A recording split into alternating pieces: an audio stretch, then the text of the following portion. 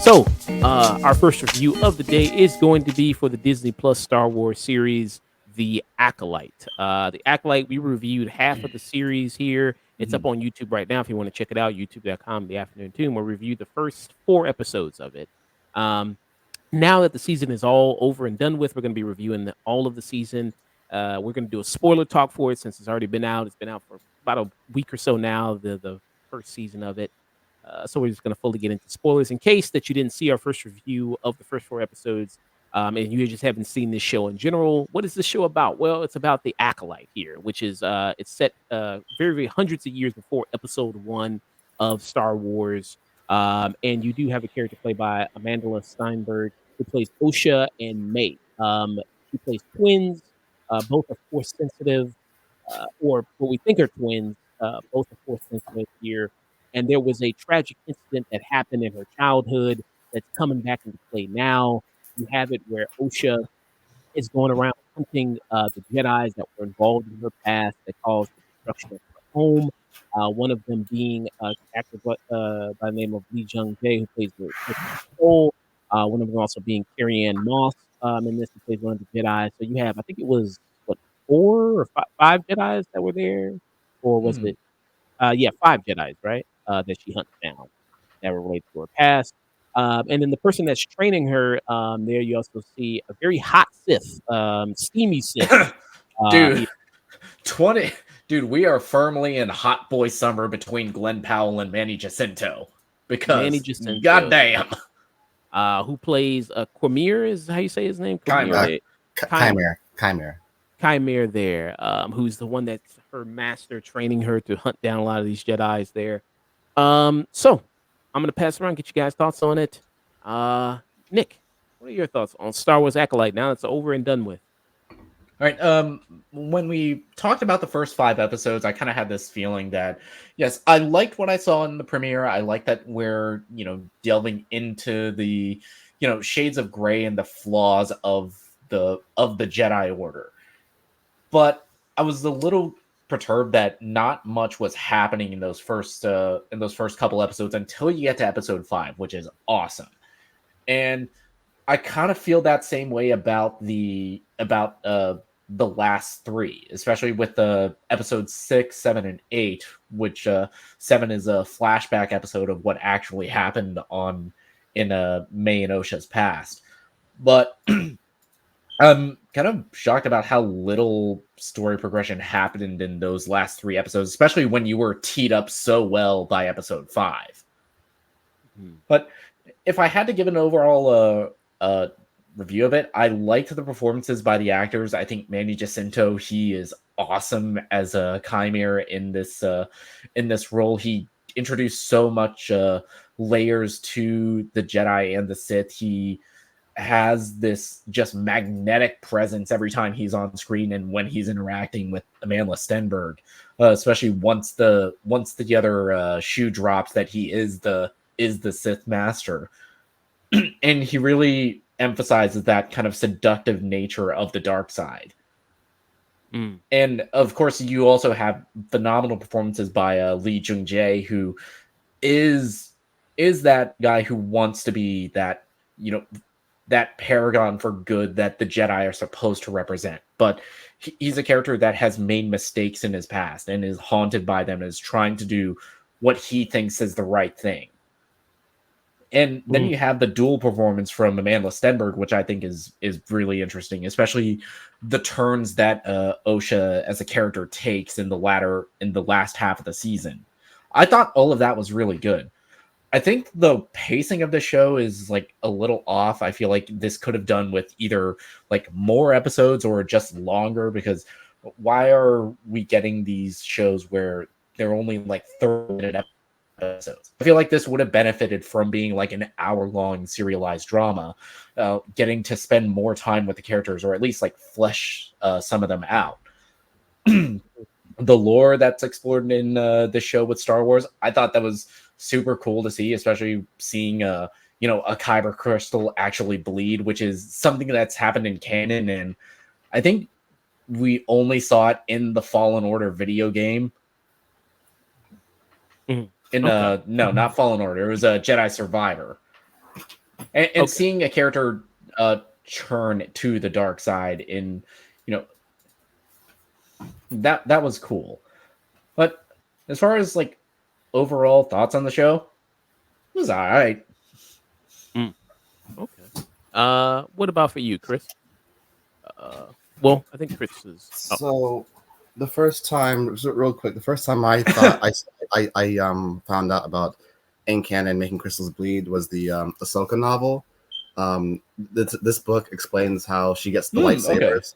An Inquisitor was hunting her down, and without any sabers, she was able to get the best of the Inquisitor, defeated him, and then flooded the crystals with like positive force energy, and she like uncorrupted the kyber crystals. So it was kind of like the opposite effect. But when that happened, they explained how the lightsaber in the first place became crimson, because in the new canon, lightsabers no longer come naturally in that color.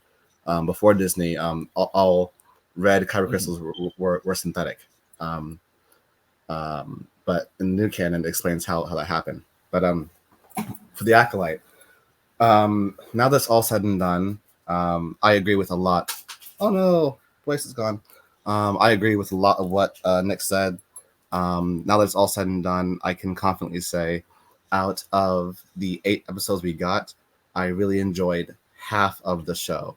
I thought episodes 1 and 2 did a great job of building this mystery, this murder mystery. Why does this rogue dark force user, why is she on the hunt for this Jedi, like Kill Bill style? Like it's almost as if you could imagine she has a list of names of people she's hunting down. And episodes 1 and 2, she like crosses 2 names off the list, and then we find out we introduce another character who looks like her. Find out they're twins. I'm like, okay, so that's interesting. But now she's getting framed for something she didn't do. I like that. And then we get to episode 2, and Jedi Master Torben with his receding hairline, blind in one eye, floating, really cool. She takes out Trinity, and she finds this guy, and he takes the poison. I'm so sorry. We thought we were doing the right thing. I'm thinking, wow, what did this guy do to make him take poison 20 years later? After it's like I gotta find out what he did, and then we do find out in episodes. And when the reveal happens, it's like, that was it. That's kind of where my issues come from. Episodes 3 and 7 completes the flashback, which that should have been one episode. Just showing different perspectives. I think it was a mistake to go back to that same night twice. And for me, 3 and 7 are the worst episodes in this season because going back to that same night, especially with how much is teed up in the previous episodes before that and after, because 7 follows episode 6, which is we're seeing Chimera with Osha. We're seeing Soul realize that May is on the ship with him, and it's set up as like he's telling her the truth about Brendock, when you could have had 3 and 7 follow each other back to back.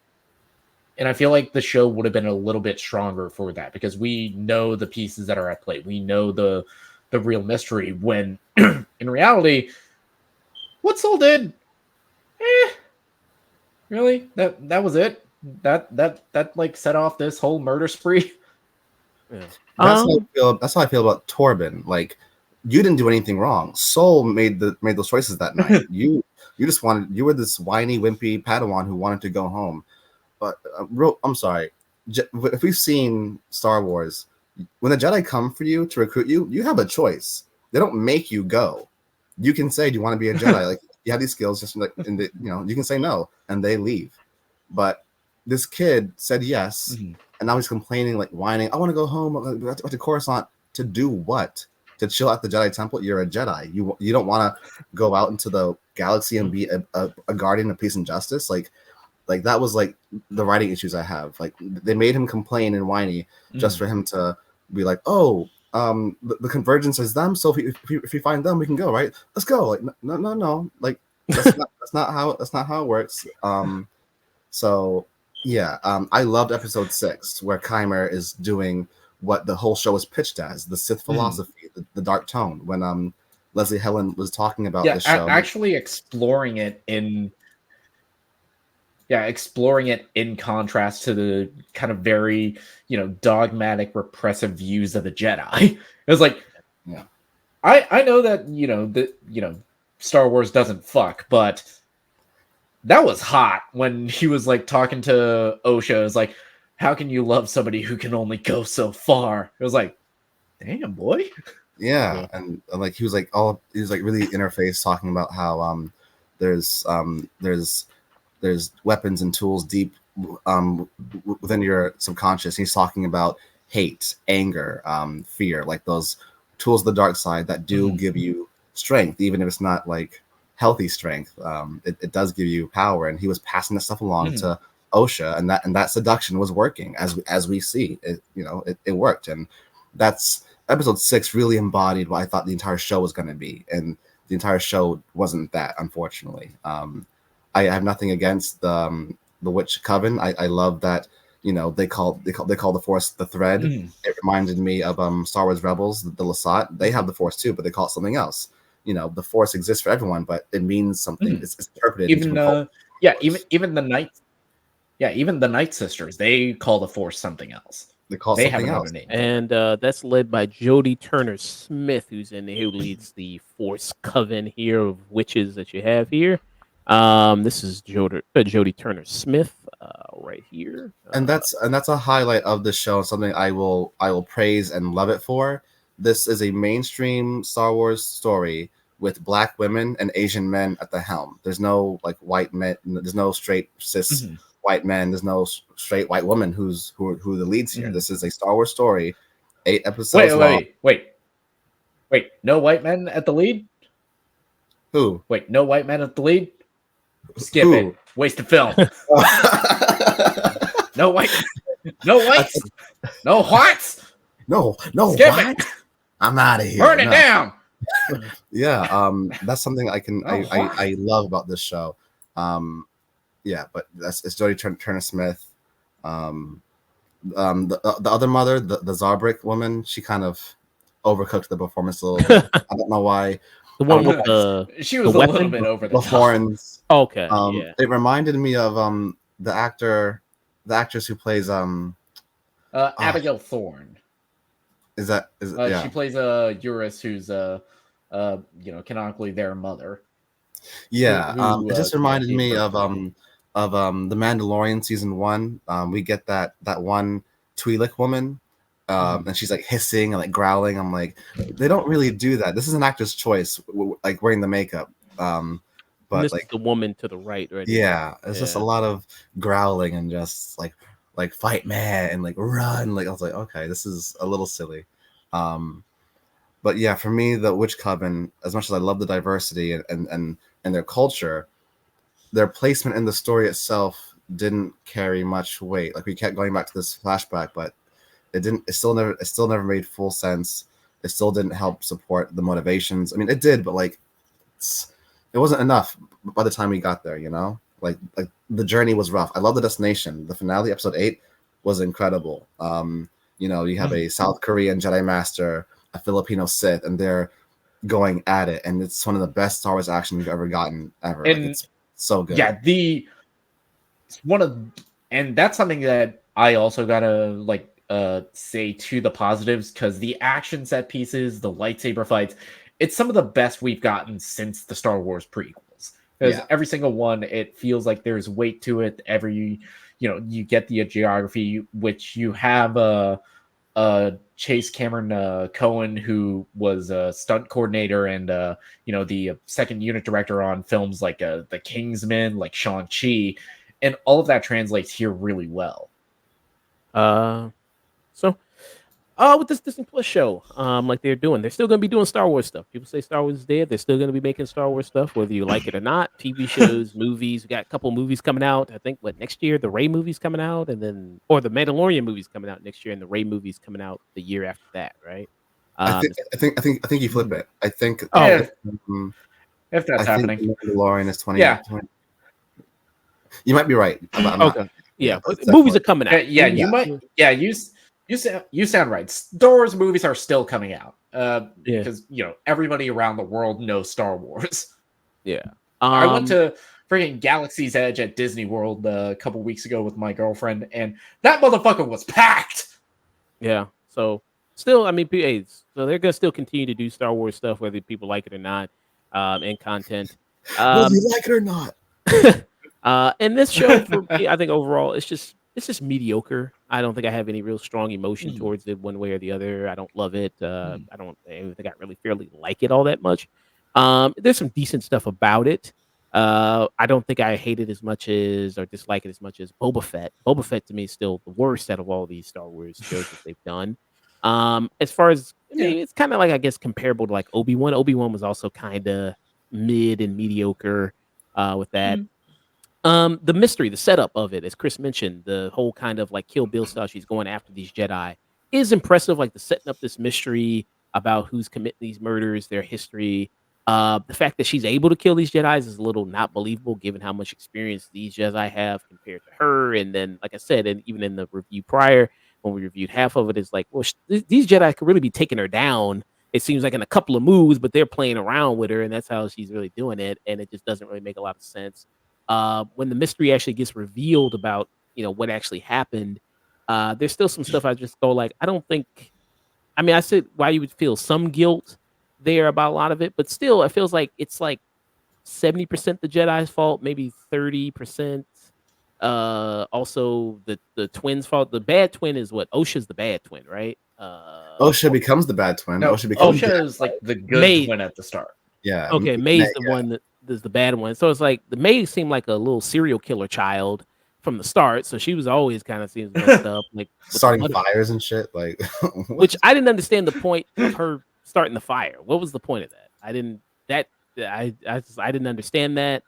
And she locks everybody in the actual building there. She locks her sister in. Like, I get it. She don't want her sister to leave, but why is she locking the main gate there for, I guess, so the Jedi don't get in, I guess is the thing. So what happens at the end is, so there's this mystery. Who's killing the Jedi? Why are they killing the Jedi? It gets revealed that very early on that May's the one that's going after the Jedi. She's hunting them down. She has a twin sister who's Osha. Who at first the Jedi go and get her, Osha, because they think obviously they're identical twins. They go get her. They think she's the one doing it because May supposedly was the one that died when that whole incident happened. So they think that, oh, it's got to be this one. Then they figure it out it's not. Then they go after. Then they figure it out why she's doing that. And we see through flashbacks what happened during that night. And we see their whole upbringing. And so they were children conceived of force powers. The coven that we see in it, led by Jodie Turner-Smith, basically it was, I guess, immaculate conception, I guess, with the Force, and raised these children there. But we learn that they're not actually twins; they're the same person, but it's like their consciousness has been split into two different people. That's the case there, and we see during the flashbacks that the Jedi that were on this mission to, I guess, do reconnaissance on this planet. About the convergence, I guess, is what they were doing reconnaissance about. And they stumble upon this coven of witches. Like you said, they're very pushing it very heavy. They're like, no, we must save these children. And I feel this bond to this girl, like Soul, Master Soul, who's played by the actor from Squid Games. It's like he meets this girl for like 2 seconds, and all of a sudden he's like, I gotta have this girl as my Padawan. I don't know why. That's not really, I don't think that's a really good explanation there. I didn't really get that sense, but he has this strong connection to her. Carrie-Anne Moss is the only sensible one at a Jedi. She's the only one that's making sense of kind of going like, okay, well, let's actually ask for hire first. Hey, yeah. Let's talk to the High Council first before doing all this. And did she kill all the witches when she severed the bond between them and Kelnaka, the Wookiee? She severed the bond and they all like collapsed. Were they dead? I guess that's what I mean. If that hadn't killed him, well, the fire was gonna kill him anyway. I guess. Yeah. I mean, stuff like that. It's a weird show. Stuff like that. It's confusing. so that whole was like that reveal was like wasn't really had this big impact. Like there's a lot of shows that feel like the show feels like it's supposed to have like it's supposed to punch you like, oh, with the reveal of who the Sith master was that was training him. It was, him. It's like, okay, that's not really, I don't think, a big impact. And like, oh, who's the one that's really killing these people? Oh, okay, it's the twin there. What did you think about the impacts of the show, like the big moments of the show? What did you feel like? Did it have any impact for you there? The reveals, the twists, the Uh, the reveal of Kymer being the stranger was predictable. Saw it coming from like two episodes ago, so it was badass. The cortosis arm, the cortosis helmet, the fact that he like did a double impale of two Jedi. But yeah, it was I knew it. I saw it coming, and so it didn't hit the way it could have. Um, what's another reveal? The fact that it was Soul who made all those poor choices. We kind of again saw that coming. We didn't know how bad, but because it's May who tells Osha when they're on the broken bridge, "Where's Mama? Mama's dead." Like, how do you know that? She knows that because she was there when Soul stabbed her when she turned to smoke. Like, and what was the reason why he did it? Is this because I guess I don't know what she was exactly gonna do when she turned to smoke. I don't know what the I don't was she, know. I don't was know she exactly. going to protect, like, to shield her daughter? Like, what? Like, Yeah, I don't know what she was going. it's a Like, weird show. I mean, it's his fault that he killed her, but it was just I just didn't know. Like, Yeah, like Soul I'm, is apparently trigger happy. Like yeah, he just jumped on his emotions, and that's fear. That's fear. yeah. But I didn't mean to cut you off there. What else were you saying there?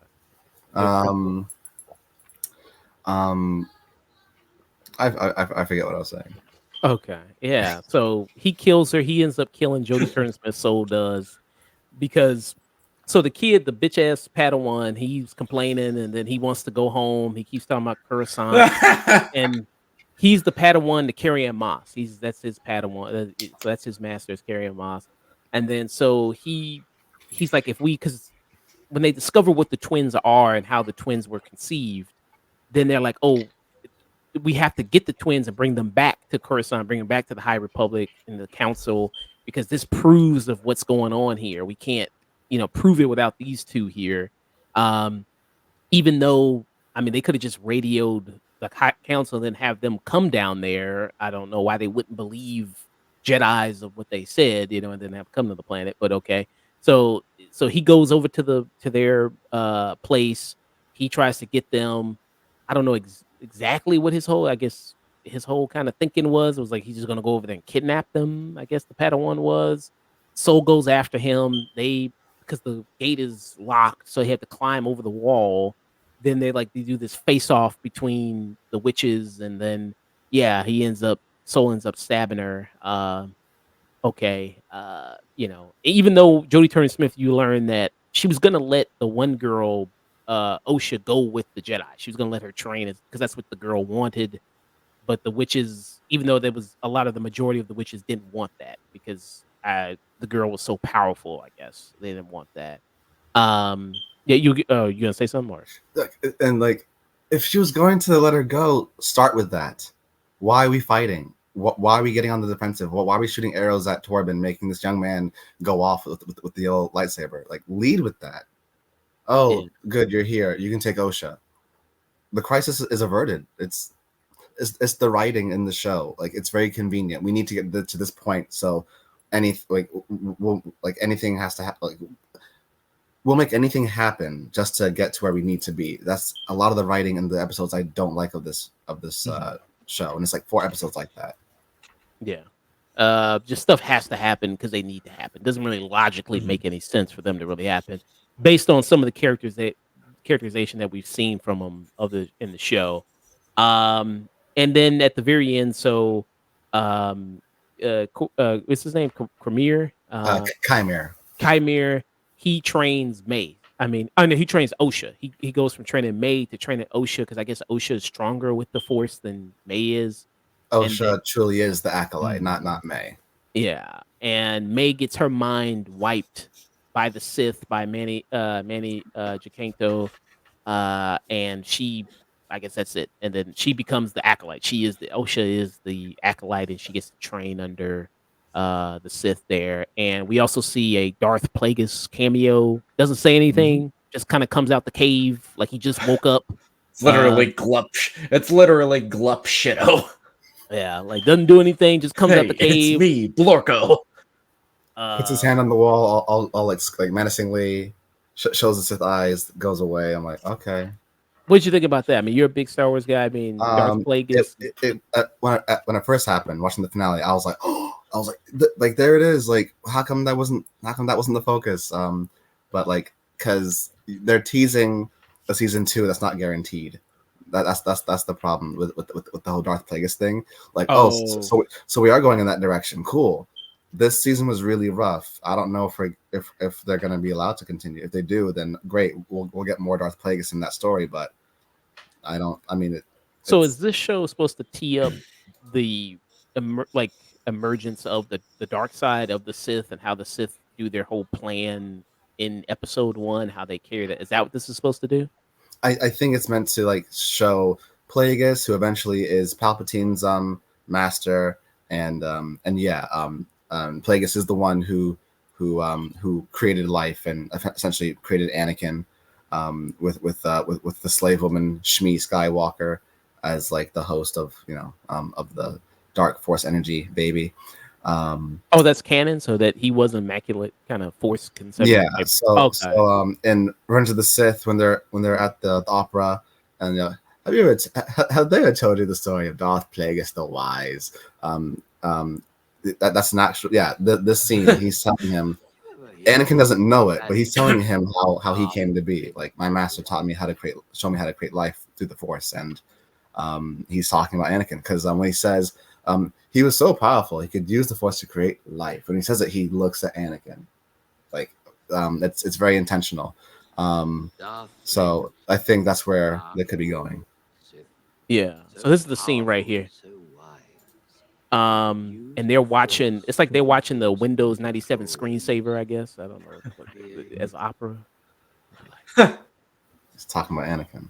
He had such a knowledge of the dark side. Yeah. This older man's trying to groom this younger boy here. You're watching this.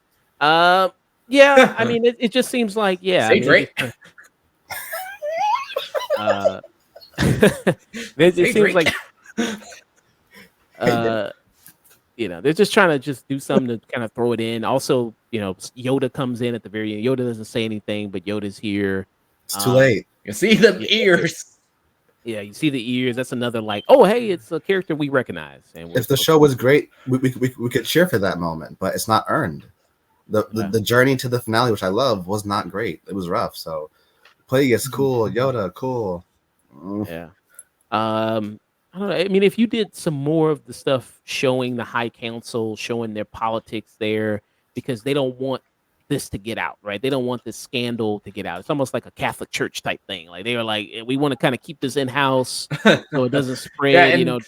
There's a character that gets introduced in the last episode, which is David Harewood, who played Martian Manhunter on Supergirl. He's like a senator that is like trying to restrict the powers of the Jedi, and he's 100% right. I was like, no, I think you're a police force that's posing as a religion. I don't trust your ass, and he's right.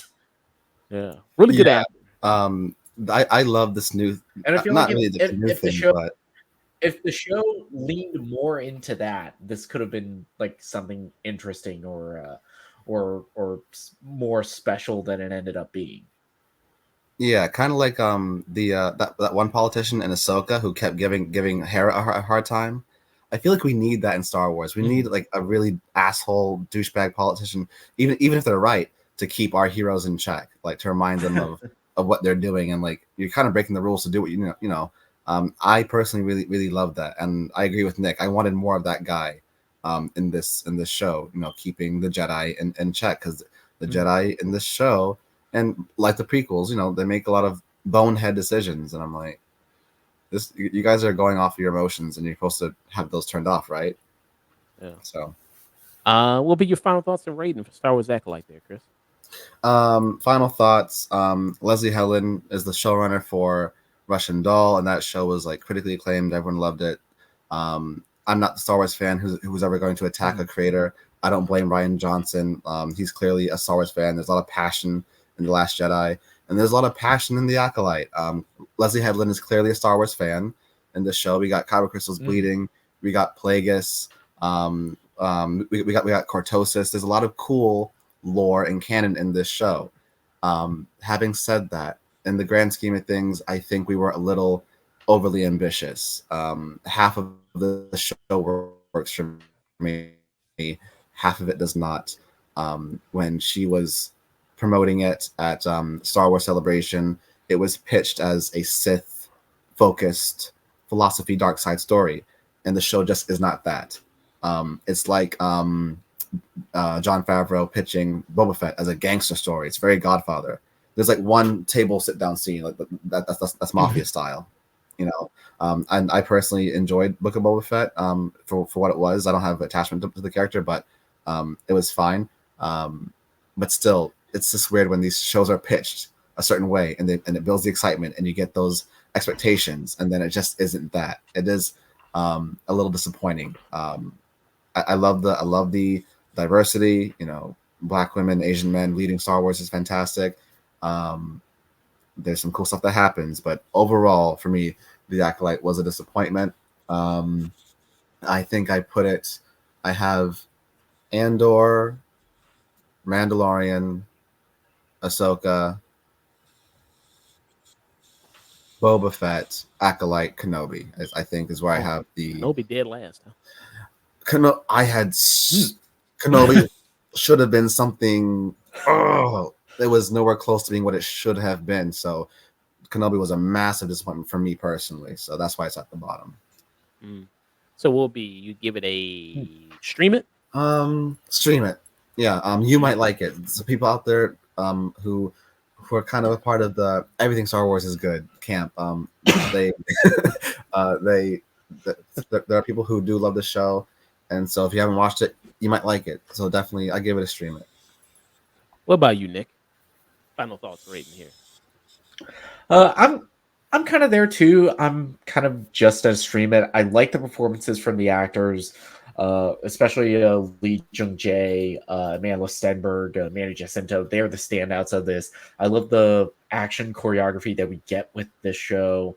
But yeah, like you were saying, that this show was pitched as, you know, an exploration of the philosophy of the Sith, an exploration of all of that. And in that regard, the show is just kind of a letdown. It just doesn't have enough episodes. It doesn't take the time to really delve into that philosophy, the differences of both sides of that canon, of the failings of the Jedi and the positives of the Sith.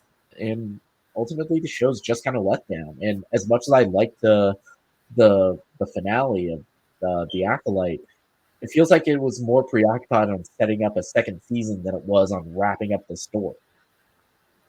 Okay. Yeah. So you would give it a stream it, low stream? Yeah, I'm kind of at a low stream it. The elements of this that work really work. Like with the choreography, like the action set pieces, seeing the different influences on the style of the fight scenes, especially when it gets a little bit of wuxia in here. Which, yeah, this I don't care what none of y'all say. This shit's cool. That's tough. That shit is tough, dog. I love that. It's amazing. I love it when Star Wars is martial arts. Yeah. Yeah. I mean, It's tough. I mean, there's some okay things to like about the show. Like I like some of the performance of Lee Jung-jae. I like him as Master Soul, and very impressive that he learned English for this role. That's very impressive there. And I think he's one that kind of gives the best kind of performance here for me. Amanda Steinberg, who I've seen in other things, I've liked in other things like Bodies, Bodies. I liked her in that a lot. I've liked her in the Hunger Games movies. Here, I just wasn't that compelled by her. I mean, it should be a really great performance. Two sides of the same coin here. Playing this character, I really don't think maybe it's just not enough time spent there in that element of exploring a lot of the Sith stuff, and exploring the downward spiral of the dark side. Again, it's maybe the 8 episode curse that a lot of these Disney Plus stuff has. Maybe if you did 10 full hour episodes, maybe you could actually properly tell the story in a way that doesn't feel rushed. Because it all kind of rushes together at the end. Like Chris was saying, stuff just feels like writing wise just happens because it has to happen because we have to advance the story and that's the way the story has to go. The reveal of what happened at the end in the past, that's lame as hell. I'm kind of disappointed by this. Of kind of what happens. I so you and some of the other characters I liked in here. I like Daphne Keene, who just Daphne Keene just popped back up at Deadpool, Wolverine's X-23. Jackie there, but I mean she don't don't get too attached to her because she come out of there pretty soon. But yeah, I liked her. I thought she was good in there. I liked kind of her dynamic with it there. Swiss cheese, man. That's crazy. Yeah. And like Nick said, I mean, it seems like they're more This is preoccupied gonna about ruin setting the up. tour, the world tour. There kind of seems like they're more preoccupied with setting up a season 2 rather than fully telling this story. And then, of course, it's the dreaded, hey, we got to throw in some of these cameos. Let's throw in Darth Plagueis because that's what people want. Is this the first live action appearance of Darth Plagueis, right? This is Yeah. the Ever. very first live action appearance of Darth Plagueis. So just throw that in so people can feel like they want something and have something to cheer for. Yoda, of course, the cameo there at the end. It's like, okay. So yeah, I mean, it's just kind of super mediocre, super plain. I would say it's for me maybe tied as the second worst Disney Plus show with this and Obi-Wan for me. So I kind of give it maybe a skip it. I just kind of give it a skip it. I don't think it's really worth that much people really tuning in, even if we stream it there. You can watch the action scenes online. You can check that out online, get the clips there if you want to see it. I don't think it's worth watching the show for. So yeah. Yeah, so 2 kind of lower streamings, and I give it a tune out. Skip it there for Star Wars Acolyte there.